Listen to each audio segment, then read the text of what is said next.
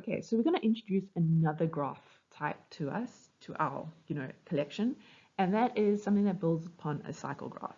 So remember, your cycle graph was basically you had something like this, and then you connected it, or you had something like this, and you connected it. Now, the idea behind a wheel graph is pretty much you have your wheel and you have your spokes, like that.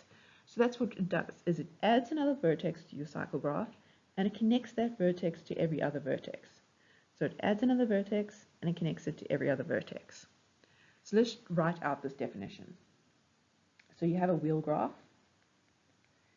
and here we had C4 and here we had C3, and then we added another vertex, which means our order of our wheel graph here was equal to, it was 4, we added 1, so be 4 plus 1, and here it was order G is equal to 3 plus 1. So here when we look at these things, we say, okay, we consider Cn minus 1, and we place a new vertex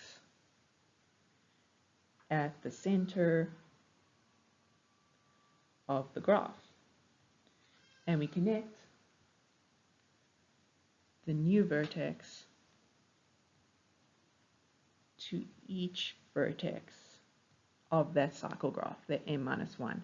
So that gives us that our wheel graph of 5 is equal to our cycle graph of order 4 plus another vertex, and our wheel graph of 4 is equal to our cycle graph 3 with 3 of order 3 plus another vertex.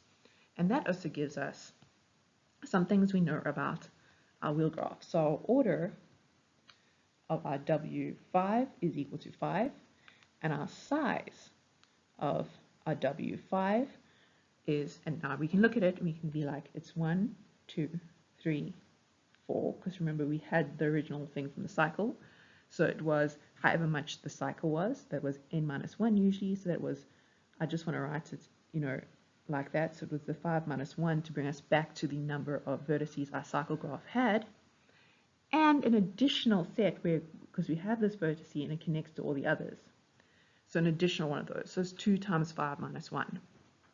So our order of our Wn is equal to n, and our size of our Wn is equal to 2n minus 1.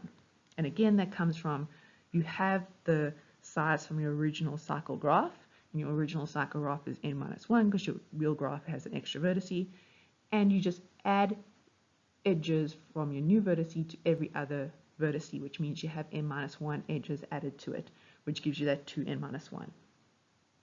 Then one thing to just note is that some authors will define your wheel graph, your our W5, they would define as W4. So they define it in terms of the cycle graph that it is. So their order for their Wn will actually be n plus 1, and their size for their Wn is going to be 2n. So just be very, very careful with this. This is how other authors define it.